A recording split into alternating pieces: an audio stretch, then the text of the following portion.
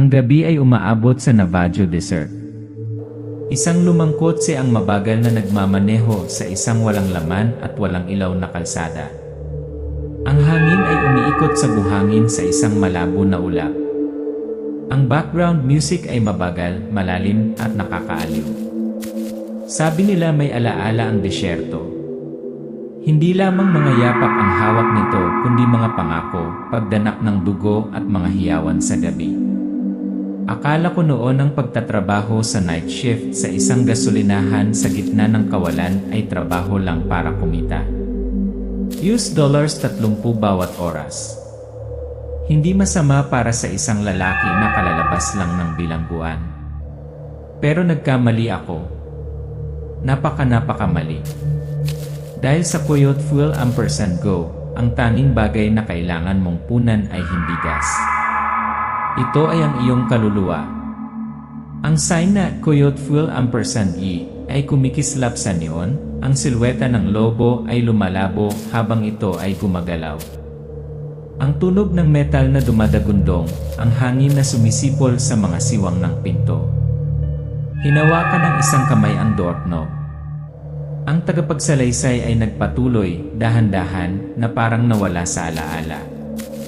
Ang pangalan ko ay Miguel Reyes. Noong gabing iyon, nang pumasok ako sa gasolinahan na yon, lumabas ako sa mundo ng mga tao. Nagsimula ang lahat sa tatlong hindi nakakapinsalang panuntunan. Huwag magbenta ng maalog sa lalaking may dilaw na mata. Huwag itigil ang musika kung makakita ka ng itim na likidong tumatagas mula sa gaspong. At anuman ang mangyari, huwag na huwag mong sasagutin ang payphone. Parang larong pambata, di ba? Akala ko naman. Hanggang sa nagring ang telepono. Dahan-dahang humarap ang kamera sa isang lumang payphone na nasa dingding. Kumikislap ang ilaw. Ang tunog ng tugtog ay nanginginig. Ang eksena ay lumabo hanggang sa ganap na kadiliman. At mula sa sandaling iyon, hindi na ako tagapangasiwa ng gasolinahan. Ako ay naging isang sakripisyo. Coyote Fuel &G, yes station, really dark. Gabi. Walang katapusang kahabaan ng Highway 160 sa Navajo Desert. Ang hangin ay umuungol. Naputol ang mga headlight ng kotse sa gabi. Ang ilang mga desisyon ay nagsisimula bilang mga sakripisyo, ngunit nagtatapos bilang mga sentensya ng buhay. Ang pangalan ko ay Miguel Reyes. Pero Migs ang tawag sa akin ng lahat. Ang aking kapatid na si Danny ay isang adik sa droga. Isang gabi, nagnakaw ako ng kotse para bayaran siya. Napunta ako sa kulungan. Pumunta siya sa rehab. At paglabas ko, iba na ang mundo.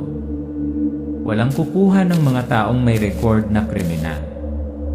Maliban isang kakaibang gasolinahan sa gitna ng kawalan sa disyerto.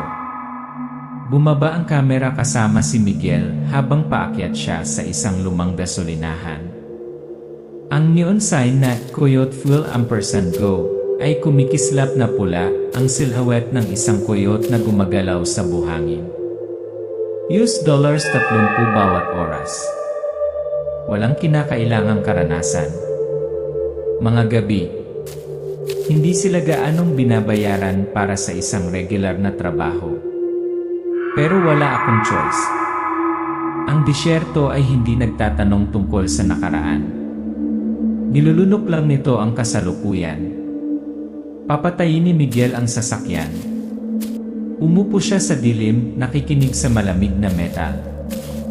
Bumagal ang kuha, ang pilak na liwanag ng buwan na nagliliwanag sa higanteng pulang bato sa di kalayuan.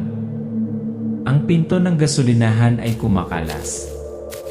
Sa loob ay isang lumang espasyo, isang maalikabok na counter, isang umuugong na makina ng kape, isang lumang radyo na nagpapatugtog ng klasikong rock music na napakababa na halos isang bulong. Isang matandang lalaki ang lumabas mula sa likuran, Hank, sa paos, mahinahon na boses. Miguel, Miguel, sinusubukang maging kumpiyansa. Tawagin mo akong Migs. Hank, tango, nanginginig. Hank. Station Master. Manager. Janitor and watchman, every now and then. Ang mga mata ni Hank ay tumutusok kay Miguel. Ang hangin sa labas ay umuungol ng mahina. Hinatid ni Hank si Miguel sa glass booth sa likod ng counter, isang lumang booth na may otomatikong nakakandadong pinto, isang swivel chair, isang control panel ng gas pump, at isang maalikabok na cassette boombox. Hank, mahigpit. Ang gabi ay hindi katulad ng araw dito.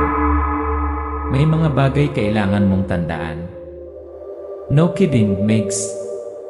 Napapikit si Miguel, hindi sigurado kung seryoso o nananakot si Hank. Hank, malamig, malinaw. Walang maalog, sigarilyo, o Slim Jims sa sinumang may dilaw na mata. Kung ang bomba ay tumagas ng mga itim na bagay, hindi gas, ay lock ang pinto at i-play ang track 3 sa kabilang machine. Huwag tumigil. Sa anumang dahilan huwag sumagot ng payphone. Hindi ito dapat gumana, ngunit kung ito ay tumunog, umalis. Ang eksena ay mabilis na naputol sa isang lumang payphone na nakamount sa dingding na tatakpan ng alikabok. Tiningnan ito ni Miguel pagkatapos ay kay Hank. Miguel, kalahating biro, kalahating seryoso. Pinagtatawanan mo ba ako? Hank, tahimik, hindi umaalis ang mga mata kay Miguel. Ako ay nanirahan dito sa loob ng 40 taon. Ang pakikipagsapalaran sa lupaing ito ay ang pinakamabilis na paraan upang mailibing dito. Aalis si Hank, ang kanyang mga ilaw sa likod ay kumukupas sa buhangin. Si Miguel ay nakatayong mag-isa sa counter. Naghari ang katahimikan. Nakaligtas ako sa kulungan. Sa tingin ko makakaligtas ako dito. Ngunit nakalimutan ko ang isang bagay. Maaaring sabihin ng mga bilanggo kung sino ang nagbabantay sa kanila. Ngunit sa Coyote Fuel &Go walang nakakaalam kung sino ang nanonood sa kanila mula sa anino. Mag-isang nakaupo si Miguel sa glass booth, nakatingin sa bakanteng gasolinahan. Kumikislap ang mga neon lights na parang papatayin. Ang radyo ay nagpapatugtog ng kakaibang musikang nabadyo. Muling umihip ang hangin sa disyerto. Nawala ang eksena. Ang orasan sa glass booth ay 11:45. Mag-isang nakaupo si Miguel, nag-scroll sa phone niya. Ang signal ay kumikislap at pagkatapos ay namatay. Napakatahimik ng lugar. Buong gabing umihip ang hangin. Wala ni isang customer sa loob ng mahigit 1 oras. Ang disyerto sa gabi ay parang isang tahimik na nilalang na nakatingin sa akin mula sa bawat direksyon. Ang kamera ay dahan-dahang nag-zoom out, isang shot ng gasolinahan mula sa malayo, maliit sa malawak na kadiliman. Biglang tumulog ang doorbell. Pumasok ang isang malaking lalaki. Maskulado, nakasuot ng leather jacket.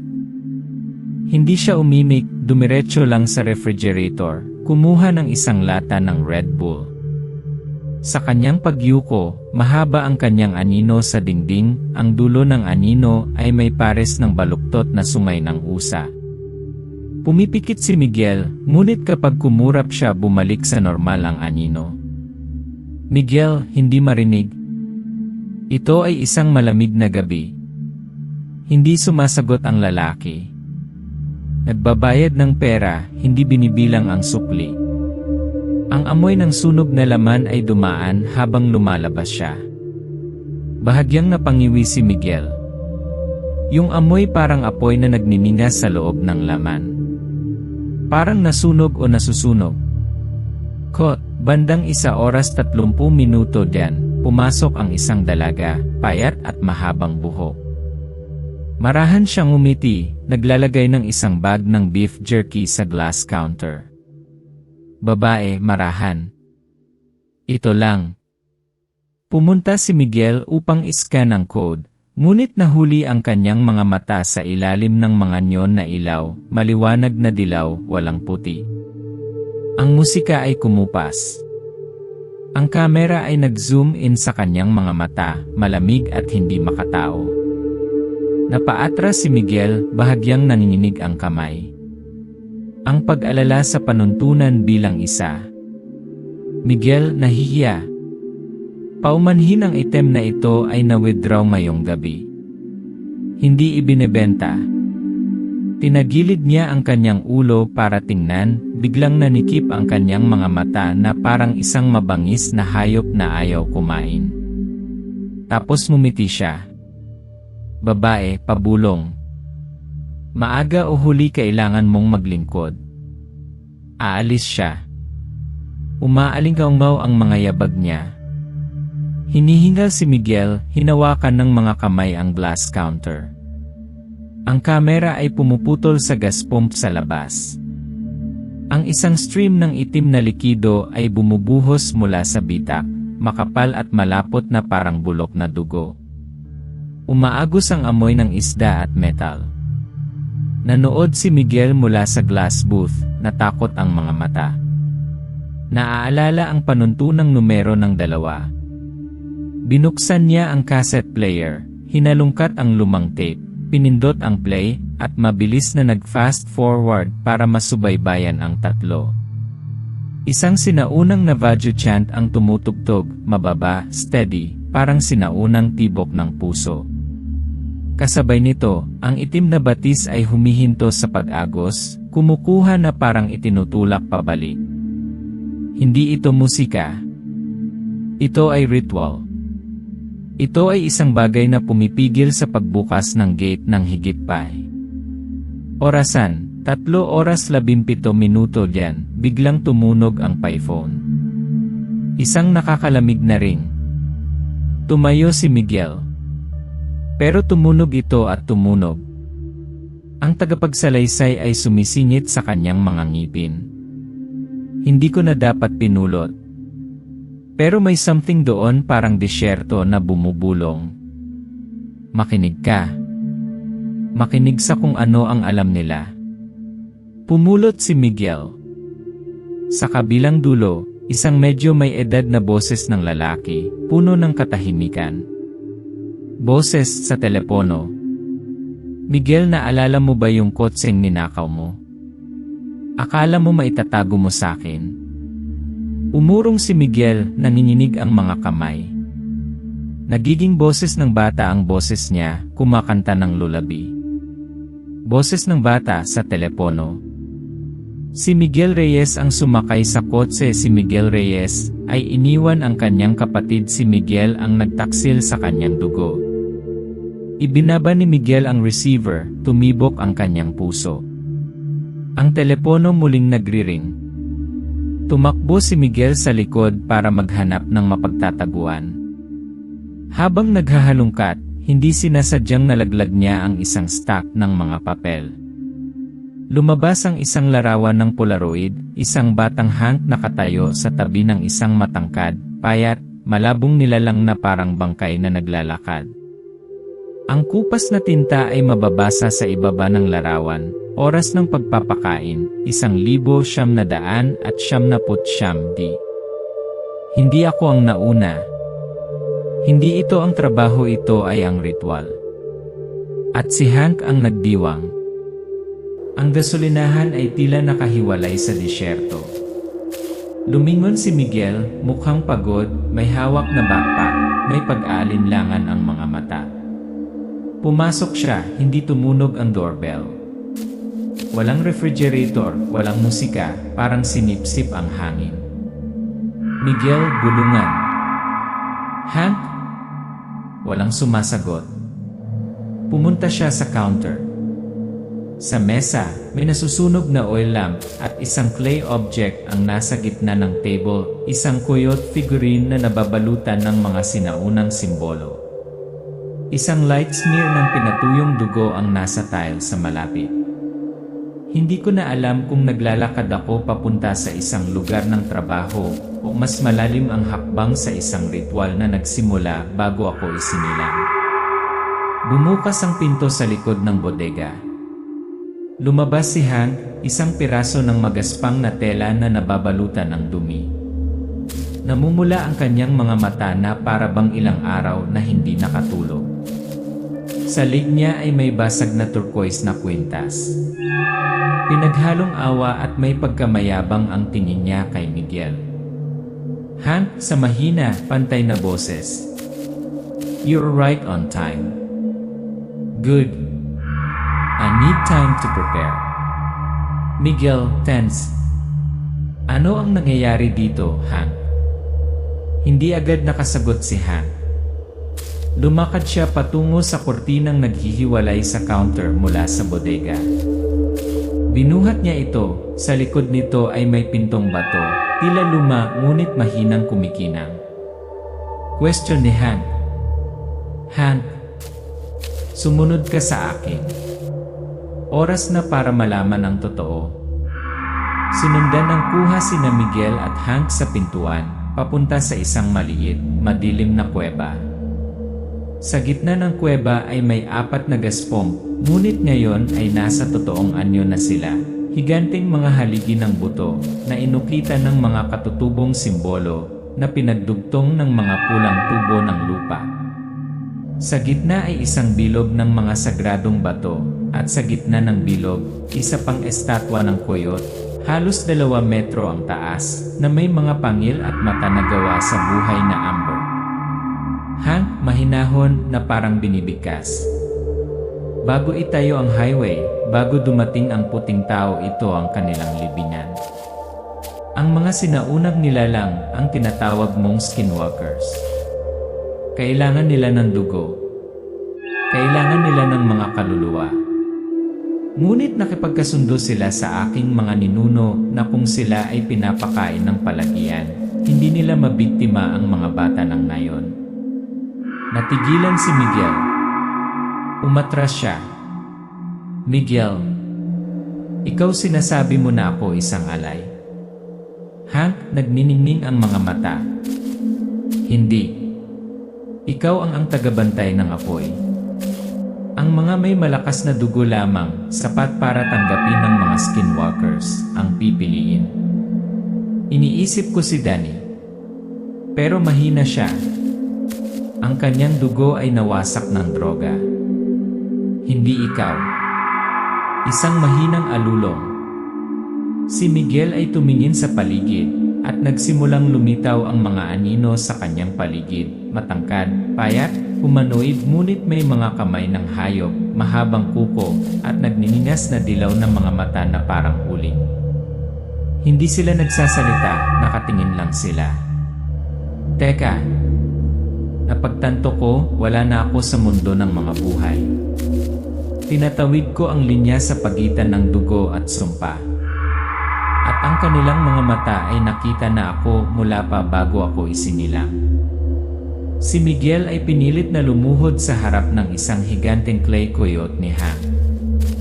Hinugot niya ang isang ceremonial blade at inilagay ito sa kamay ni Miguel. Ang mga mata ni Hank ay ngayon nagsisimula ng maging dilaw. Hank. Isang maliit na hiwa. Isang malakas na dugo. Bilang kapalit para sa kapayapaan sa lupain ito. Miguel, sumisigaw, tumataas. Kapayapaan para kanino? Para sa mga hindi malalaman kung ano ang nawala sa akin. Para sa mga taong sinakripisyo ko nang hindi ko alam. Hank, nakamuso. You have choice, Mix. Either be a sacrifice or become keeper. Walang aalis dito nang walang dala. Bumalik si Miguel sa kuweba. Nagsisimulang gumalaw ang anino ng skinwalker.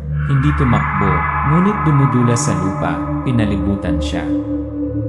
Binilabas ni Miguel ang kutsilyong ibinigay sa kanya ni Hank.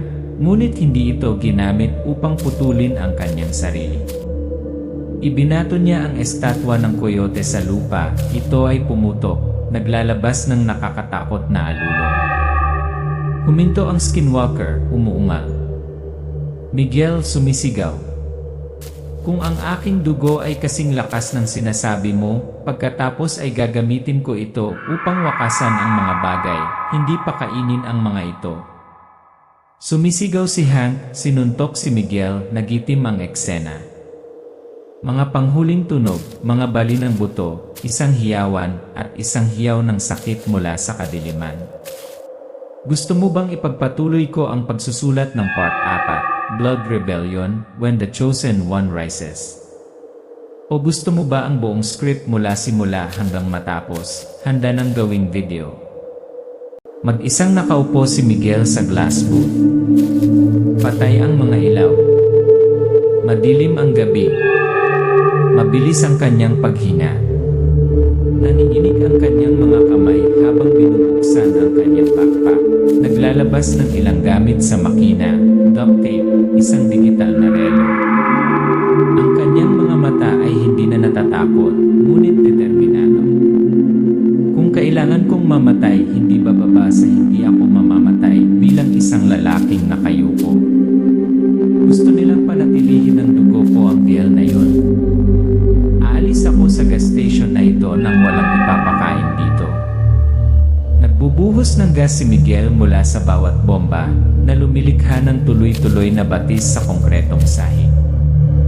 Nagset siya ng isang gawang bahay na pampasabog, isang timer na nakabalot sa mga flare, at toilet paper na binabad sa gasolina. Lumitaw si Hank, buhay pa, maruruming damit, dugo ang kamay, ligaw na mata.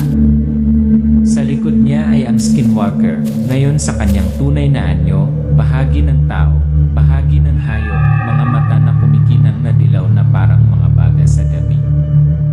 Hank, nanginginig ang boses ngunit malambot. May oras ka pa, Mix.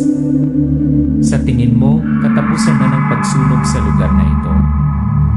Ang mga kaluluwang iyon hindi malalaman kung saan pupunta kung walang gagabay sa kanila. Hindi ka masama. Ikaw ang bantay.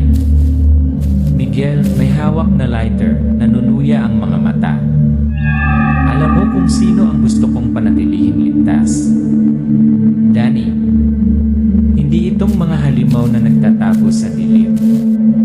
Ipinitik ni Miguel ang lighter, ngunit mabilis na hinawakan ni Hank ang kanyang kamay, isang pisikal na pakikibaka ang kasunod. Pag-igting, pagtulak, pagkahulog ng mga sundang, ang lupa ay dumulas ng gasolina. Nagsisimulang magsisigawan ang mga skinwalkers, magsasara. Sipain ni Miguel si Hank, tumakbo papunta sa lumang pickup ni Hank. Habang tinatawag ni Hank ang mga skinwalker, si Miguel ay naghahalungkat sa ilalim ng upuan, naglabas ng isang bakal, isang spark plug, at isang bote ng alcohol.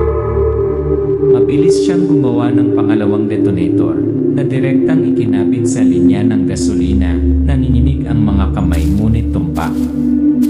Napapaso ang kanyang balat sa alak, ngunit ang kanyang mga mata ay maliwanag na. Ako ay isang mekaniko. At alam ko, upang sirain ang isang bagay, kailangan mong magsimula sa core nito. Inaaktibo ni Miguel ang aparato. Isang spark ang sumisibol, sumasalo sa gasolina. Ang apoy ay sumiklab, sumusunod sa gasolina na parang isang pulang ahas. Ang mga skinwalker ay sumisigaw, nahihilo. Boom! Ang gas pump ay sumabog, ang bawat haligi ng buto ay nasusunog ng gusto. Slow motion, bawat skinwalker body ay sumasabog, nawasak sa itim na usok. Ang mga ginintuang mata ay napatay na parang bumabagsak na mga bituin. Ang hangin sa disyerto ay nag-ihip ng abo at buhangin. Ang mga kaluluwang walang pangalan ay lumilitaw saglit, mga mukha ng tao, nasasaktan pagkatapos ay naging hawahan, napalaya. Si Miguel, na puno ng usok at dugo, ay lumabas sa nasusunog na gasolinahan. Hinawakan niya ang isang maliit na bagay na lupa, ang mga labi ng estatwa ng coyote. Ngunit nahati sa dalawa, ang kulay abong usok ay lumalabas. Boses ng salaysay, mas malambot, pagod ngunit malinaw. Hindi ko nailigtas ang mundo. Natapos ko lang ang isang maling pangako. Baka bumalik ang mga halimaw. Siguro bahagi pa rin ako ng ritual. Pero at least ngayon, nagugutom sila. Umupo si Miguel sa kotse. Sa likod niya ay isang haligi ng apoy na nagmimina sa istasyon. Sa kanyang kamay, ang sagradong bagay ay nagsimulang bumuho sa alabo. Binitawan niya. Dinala ito ng hangin at buhangin. Sa radyo ng kotse, ang Navajo chant, mapayapang oras, tulad ng isang oyayi sa isang madilim na kabanata na katatapos lang magsara. Liwayway sa hangganan.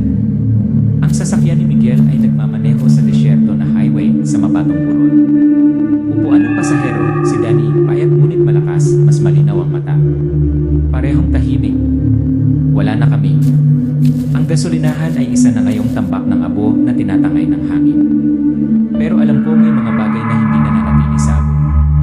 Binuksan ni Danny ang radyo, biglang nagsimulang tumugtog ang track 3. Ang lumang Navajo chanting melody, ngayon ay hindi na nakakatakot, ngunit kakaibang pamilyar. Danny, pabulong. Narinig mo na ba ito? Parang isang lulabi. Miguel, namumutla ang kanyang mga labi, hindi sumagot. Mga mata na nakatingin sa disyerto sa kabila ng rearview mirror. Flashback, makalipas ang ilang gabi, nagising si Miguel, pinagpapawisan. Mga matang nakatingin sa madilim na sulok ng silid. Nauulit ang panaginip, isang bilog ng mga bato, isang matangkad na anino na may kumikinang na dilaw na mga mata at isang bulong sa boses ni Hank. Hank, sa panaginip. Ang apoy ay sumusunog ng mga buto, hindi mga alaala, please. Bubuksan ni Miguel ang ilaw. Walang laman ang silid. Ngunit ang kanyang anino ay nakadikit sa dingding, may kumukutitap sa likuran niya parang isang pares ng sumay ng pusa. Lumipas ang oras. May balbas na si Miguel, mas kalmado ang itsura. Nagtatrabaho siya ng maliit sa isang car repair shop sa malayong bayan. Si Danny ay nagtuturo ng sining sa mga bata. Lahat mukhang maayos. Isang araw, sa isang drawer ng kanyang mesa, nakita ni Miguel ang isang maliit, basag na bagay na luwad, ang mga labi ng isang estatwa ng coyote. Tinitigan niya ito ng mahabang panahon, ang kanyang mga mata ay hindi na natatakot, ngunit puno ng masakit na pag-unawa. May mga lugar na hindi nangangailangan ng mga tao para alagaan sila dahil naaalala ng lupa. Ngunit kung walang tatayo sa pagitan nila kung gayon ang nabubuhay sa ilalim ng lupa ay babangon. Nakatayo sa isang pulang batong sahig ang isang lalaking nakasuot ng leather jacket at isang malapad na sombrero. Ang kamera ay dahan-dahang sumulong. Ito ay si Miguel, ngayon ay may karanasan, cool at tahimik. Naglalakad siya papunta sa isang bagong itinayong gasolinahan. Maliwanag ang karatulang E-Coyote Fuel &Go. Sa ibaba, sa maliliit na sulat kamay ng mga titik. Now hiring, night shift lang. Hinawakan ni Miguel ang salamin na pinto, lumakas ang hangin. Isang telepono ang tumunog sa di kalayuan. Sa pagkakataong ito ay hindi na siya kumikibo. Siya ngumiti. Tumakas ako. Pero siguro hindi ako pinanganak para tumakas.